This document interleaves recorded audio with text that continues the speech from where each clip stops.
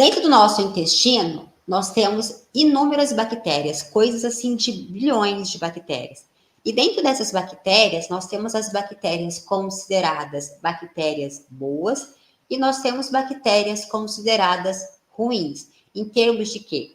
As bactérias gram-positivas, elas ficaram popularmente conhecidas como as bactérias boas. E aí, coitada das gram-negativas, elas já pegaram a fama de ser as bactérias ruins. Só que, na verdade, quando a gente entende o motivo e o porquê, a finalidade das bactérias gram-positivas e a finalidade das gram-negativas, a gente entende que as ruins não são tão ruins quanto elas são defamadas. A mesma situação acontece com o colesterol. Nós temos o colesterol bom e nós temos o colesterol ruim. E não é que o ruim é ruim, ele só foi defamado. Mas quando a gente entende a importância do colesterol LDL, a gente percebe que ele não é ruim.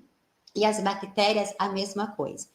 Então, a gente tem que entender um pouquinho aí a diferença entre elas e onde que elas podem nos ajudar. As bactérias gram-positivas, elas têm aí na parede celular delas, no citoplasma delas, elas têm peptídeo-glicanos.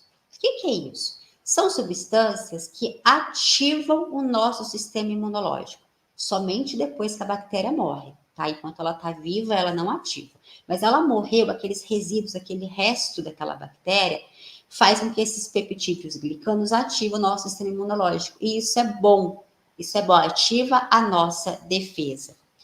Já as bactérias gram-negativas, quando elas morrem, normalmente elas ativam umas substâncias que são os lipoporossacarídeos. E por que elas são consideradas ruins? Porque esses lipoporossacarídeos, eles ativam a cascata de inflamação do nosso corpo. Mas nós temos dois tipos de situações. Nós temos um tipo de situação onde que esse LPS, ele se liga aí a dois fósforos. Bem, isso é muito bioquímico, mas enfim, vou explicar mais resumindo. A gente tem duas situações. Quando ele se liga a um certo grupo de químico, ele se torna ruim.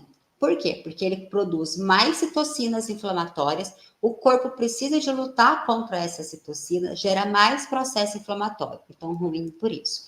Segundo, quando eu ativo aí esses lipoporossacarídeos meio do mal, eu também faço com que o corpo comece a acumular mais gordura. Então, aí começa o paciente a desenvolver outro problema, o problema da obesidade, o problema da compulsão por alimentação. Eu consigo fazer, através dessa ruinzinha do LPS, que diminua do nosso corpo a comunicação com a leptina. O que é a leptina? É um hormônio que controla a saciedade. Como ele inibe a leptina, o paciente quer comer, ele sente necessidade de comer. E quando ele quer comer, ele não está preocupado na qualidade do alimento, ele quer comer, ele tem que colocar dentro do corpo comida.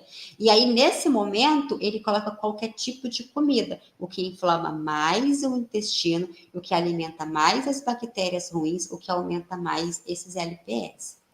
Aí nós temos algumas situações que esse LPS, ele se liga aí a alguns grupos diferentes.